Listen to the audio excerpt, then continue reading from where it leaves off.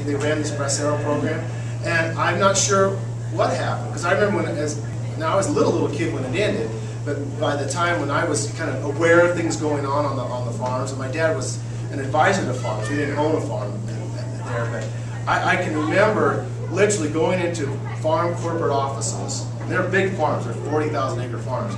They have their crews of illegals out there working. Hundreds and hundreds of illegals out there working. And I remember a radio thing, like a war zone going on. Border Patrol's coming up, okay, get them in the ditch. Lock the gate over on the south side. Okay, move them over here. You know, and they were moving their illegals around the farm to keep them from getting arrested.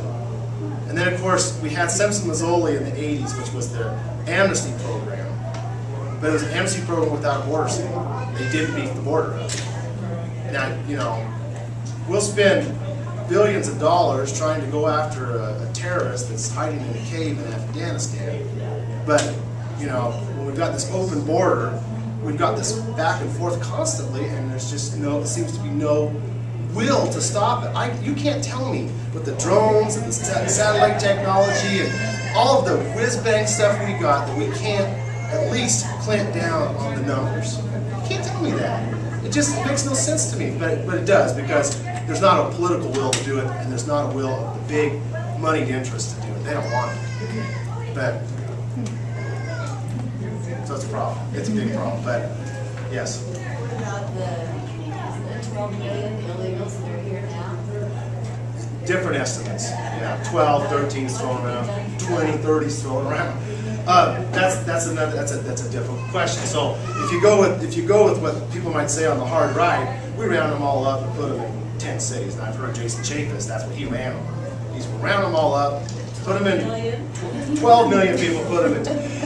And I don't think they realize the ramifications of something like that to our economy. Now, once again, you know, just like ATK, a guy like ATK loses his job, that money stops circulating. The person that's rounded up or pulled out that's not circulating money anymore, that's killing local economies. And so you can't just go, let's round everybody up. And logistically, I think it's an absolute nightmare to do something like that.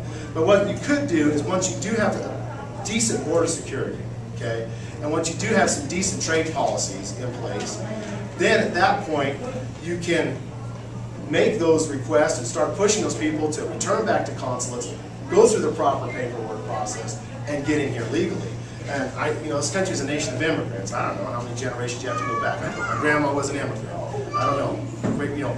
We're all basically, unless we're Native American, immigrants to this country.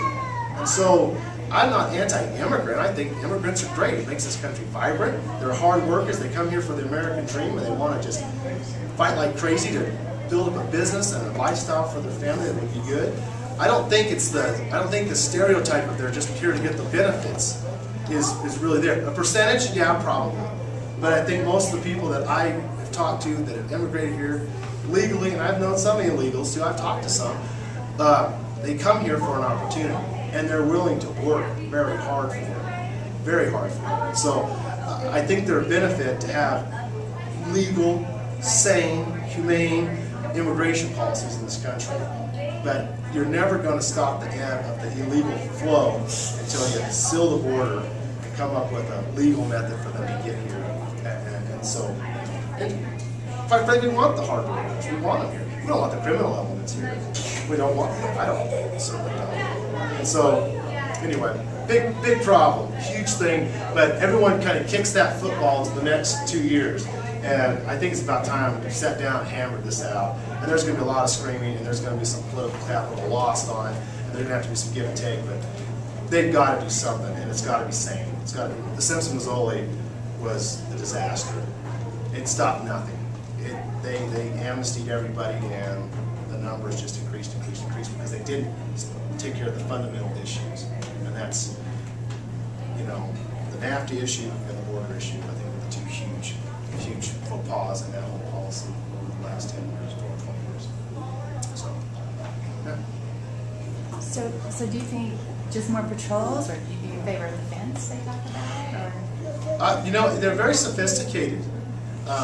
When I worked on the border, I worked on both sides. Where I was at was simply just a simple barbed wire fence about that high. and the international border there. And literally, the one farm I worked on was right on the border. I was constantly checked. If I was in my pickup truck, they literally mirrored the trucks, went under with a mirror to look and see if people were hanging on underneath. Advise you never to leave your keys in the car, which I did once in the middle of cornfield. It was kind of panicky. But there was a constant patrol going on there. But when you're in the urban areas where there's a wall, and if you go to some of the urban areas, you'll see it's just an ugly metal wall kind of separating the two. They will literally buy a little shack or a little house next to the wall and start tunneling.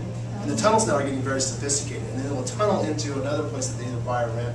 And so ferreting all those things out, finding those little tunnels, that's an issue. It's kind of it's very sophisticated. But I think there's got to be more on the Mexican side of things, of them assisting us and stopping the flow over. And we can obviously work with them somewhat.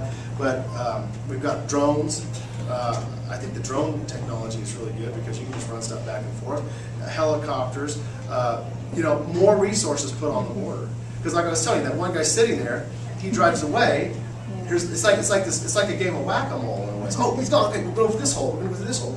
And they're really sophisticated at it. But the big problem is the ones that are running the people over there, the coyotes. I'm familiar with that term.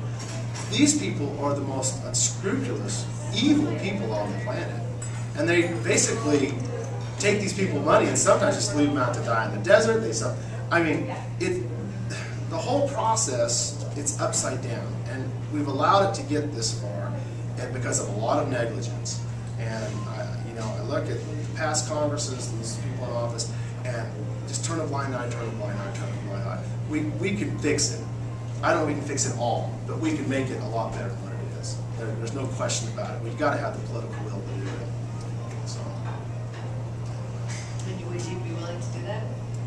Yeah, to the best of my ability, as a representative and as a vote in Congress, you bet. It's exactly what we have to. We've got to address it somehow, and I think ultimately the best thing for Mexico or any of these countries who are coming in here is for them to economically develop themselves and to have some social programs themselves to safety net them. I mean, if you're making $2 an hour and it's costing you, $3 or $4 an hour to feed your family, well, that's a bottom line. And cheap to slave labor in some of these countries dumping products into this country turns things upside down. So we become a nation of consumers living on the backs of people who are literally being exploited when they should have a standard of living where they can live themselves. And I think that would ease a lot of trouble. If I have an opportunity, I live in Mexico, and that's where I'm from, and I love my family there, and I don't really want to move, well, I'll take the opportunity in Mexico. I think that would be a good thing. Overall, it starts to equalize things, and we become much easier on trade, much easier on flow of people across borders. But right now, it's way upside down. So. Other thoughts, questions? Healthcare. Wow, I get all the flashpoints. Okay, great. Healthcare reform. These are things you're gonna. Yeah, obviously. On the healthcare issue, we had a 2-year. The bill itself. I think it's lousy. I think it was a lousy bill. Okay, and I'll tell you why. All right. Number one, they came in with some very pure motives and pure ideas coming in on how to do some reforms on healthcare. And the Republicans had some good ideas. The Democrats had some good ideas. And instead of coming to the table and putting together the good ideas and coming up with a package that would be much more palatable to the American people, what happened is we had insurance companies, we had pharmaceutical companies come in and basically co-opt the whole thing, and it became, once again, a bill of special interest. So the benefit, yes, there's a benefit that we're going to have more and more people covered in this country. That's probably a good thing overall. But there was nothing done for cost containment. There was nothing done for, on the Republican side of issues, they were talking cost containment. Nothing done for tort reform, which they were talking about. And I realize I might take off some lawyers or something. Yeah, you will. But ultimately, when I say tort reform, Republicans want to go swing it this way, okay?